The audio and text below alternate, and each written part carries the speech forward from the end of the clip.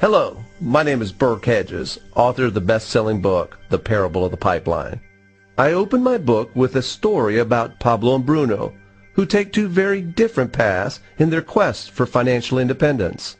What you're about to see is the delightful animated story of their adventure. So, sit back, relax, and enjoy the life-changing lessons in The Parable of the Pipeline.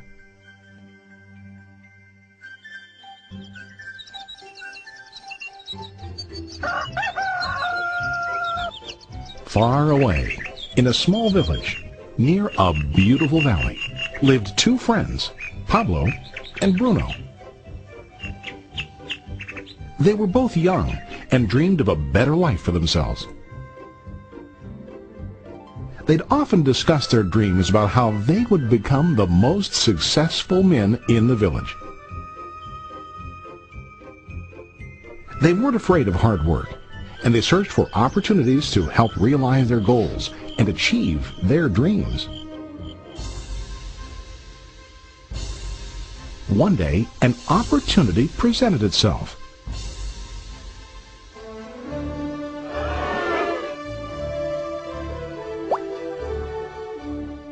The mayor of the village decided to hire two people to bring water from a spring up on the mountain, across the valley, back down to the village.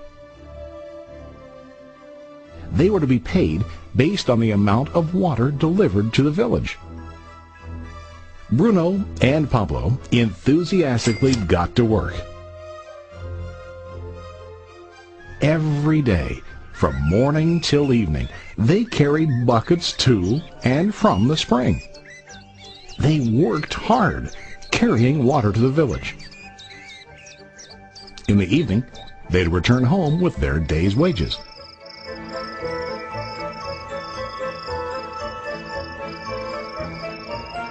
Bruno was satisfied with his work and the money he earned. He was sure that with this work he could achieve his dreams. Bruno thought that to increase his wages he could use bigger buckets to bring more water each trip.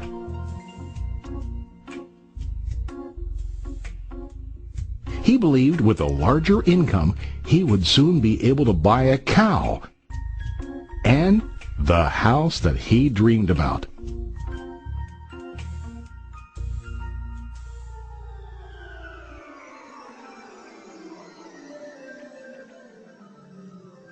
Now Pablo was not satisfied.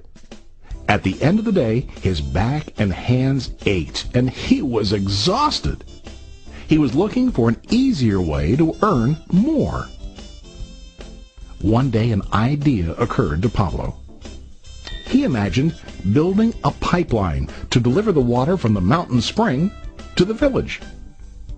With this pipeline, he could get more water to the village without carrying buckets back and forth from the spring to the village.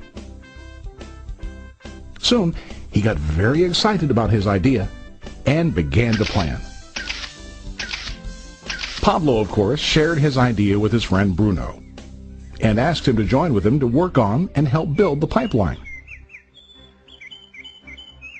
Bruno thought the idea was crazy. All Bruno could think about was what his money could buy today and how to get it quicker. He felt that building a pipeline would slow him down and delay him in achieving his goals. Instead, Bruno got bigger buckets and went more often back and forth fetching water. He was sure that with this method he could make more money. Pablo decided to build the pipeline on his own. He understood that it would not be easy to build, and it would take time to complete the pipeline. Pablo knew that it could take several years to finish, but he set his mind on his goal. Every day he worked and carried water like before. But on weekends and during his spare time, he worked hard to dig in the rocky soil and build his pipeline. In the first month, there was little to show for his work.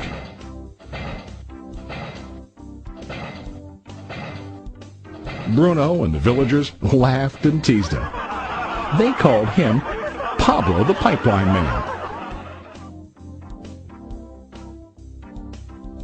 During this time, Bruno's income doubled. He already bought a cow and a bigger house. His lifestyle changed. He now spent time after work in the bar, enjoying his hard-earned wages from delivering water.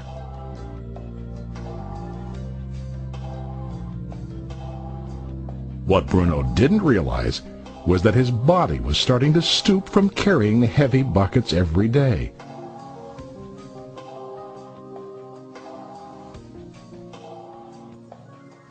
His face looked worn and his body tired.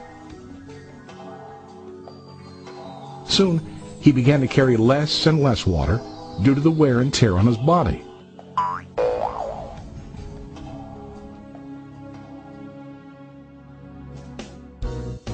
Month after month, Pablo worked.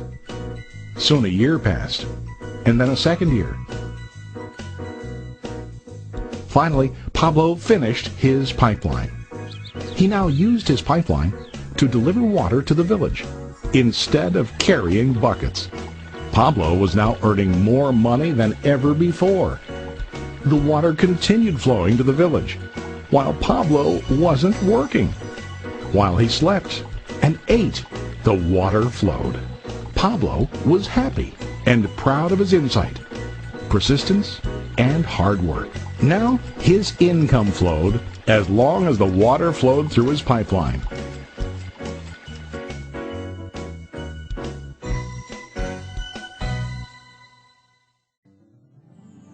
The story of Bruno and Pablo is a reflection of life. Their jobs symbolize what most people do to earn money. Bruno gets his money using buckets. He goes back and forth, carrying his buckets from the spring to the village in exchange for money.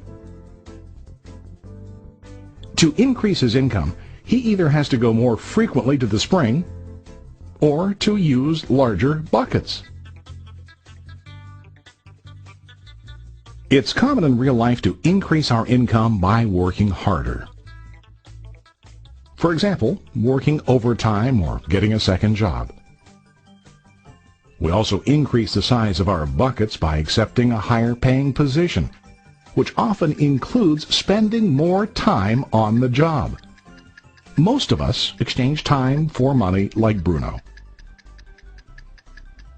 We know that every person has only 24 hours in the day and that it's not possible to use all our time to work. The most difficult time comes when we can no longer exchange time for money due to age, health, or other reasons.